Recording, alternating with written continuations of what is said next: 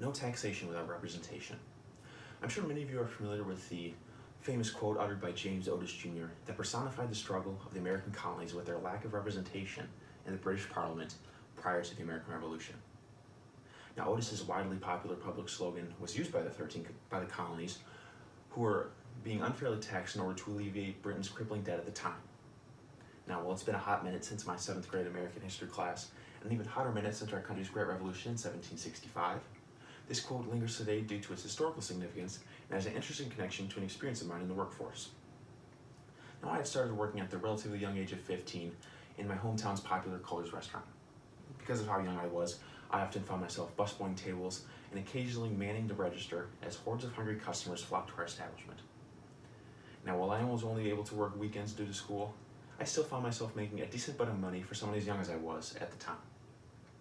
In fact, I distinctly remember bringing home my first physical paycheck and was taken aback at the total. It seems as if a portion of the money I had made was missing, and upon asking my parents, they introduced me to the abomination that are taxes. It didn't seem fair that someone as young as I was had their paychecks being skimmed from when I wasn't able to drive and wasn't even close to being able to vote. It was at this time that the quote, no taxation without representation, finally gained its meaning.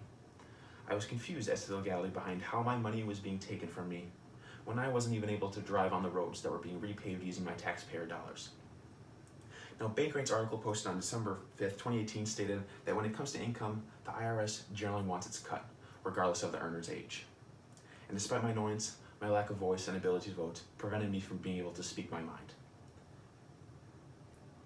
My cries went unheard. Now, flash forward today, with my newfound ability to vote, my taxation isn't occurring without the equivalent representation. Like many people who attend MNSU and college alike, going to work during the day or the weekend is a rather common occurrence. And while it may not be my favorite thing to do after a long week of tests, exams, and homework assignments, I find that hard day's work is rewarding in a number of ways.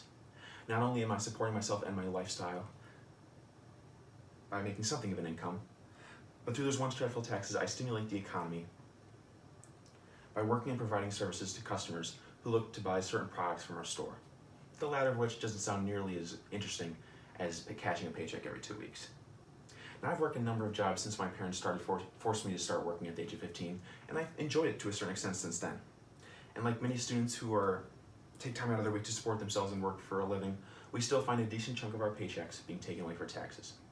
While this may irritate and infuriate some, I come to terms with the fact that while my hard-earned money is being taken,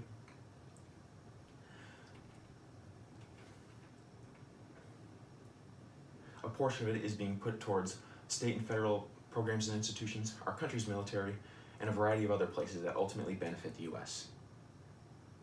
Now that most of us are legal voting adults, it's much easier for us to understand the concepts of taxes than a minor ever could. The mere thought of income tax to a minor is daunting enough, and without the proper guidance from an adult or an employer, navigating this maze of rules and regulations can be nearly impossible. Many employers require their employees to fill out W-4s. Now, you hand a complicated tax form such as this to a minor, you might as well be speaking to them in a different language. Their lack of knowledge on the subject can lead to confusion, frustration, anger, and can only grow their contempt towards taxes and the processes that accompany them. And the frustration of minors in many ways is justified. If they think taxes are an incomprehensible enigma now, things will only get worse down the line as they continue to take on financial responsibilities. Even adults today are puzzled when it comes to wrapping their heads around such concepts. With the Tax Policy Central's April 14th, 2009 article posted by Howard Gleckman stating, "I hate how the tax code is an incomprehensible black box. The software asks for a number, I type it in, it appears on a form, and I more or less assume it is right." To suggest that even the smartest tax lawyers and economists in the world struggle to understand this beast, it makes me wonder how underage minors get wrapped up into this mess when all they want to do is make a little cash on the side to pay for gas money and occasionally go out to eat with their friends. Now, I think it is only fair that if underage minors are to be taxed like legal voting adults, they should be taught how to navigate the murky waters of the tax code at an early age.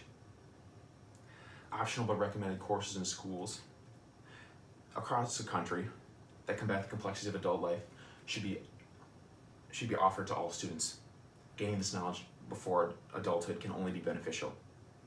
Now, Consumer Education Services article posted on March 6, 2019 states that teaching financial concepts in the classroom is a promising way to improve financial capability and economic success in young people.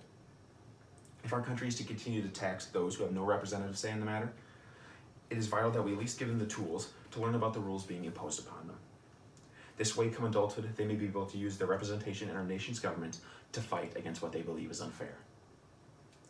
Even though it's less money that ends up in my pocket and the pockets of other hardworking college students, I'm pleased to know that I have some representation in our nation's government through my rights as a citizen. And while my single vote may not hold much leverage on a countrywide scale, I take solace in the fact that I have a voice in the grand scheme of things. However, when it comes to the voices of minors who are being taxed despite their lack of these basic human rights, it's only fair that they are taught about these concepts and are prepared to combat them come adulthood. Thank you.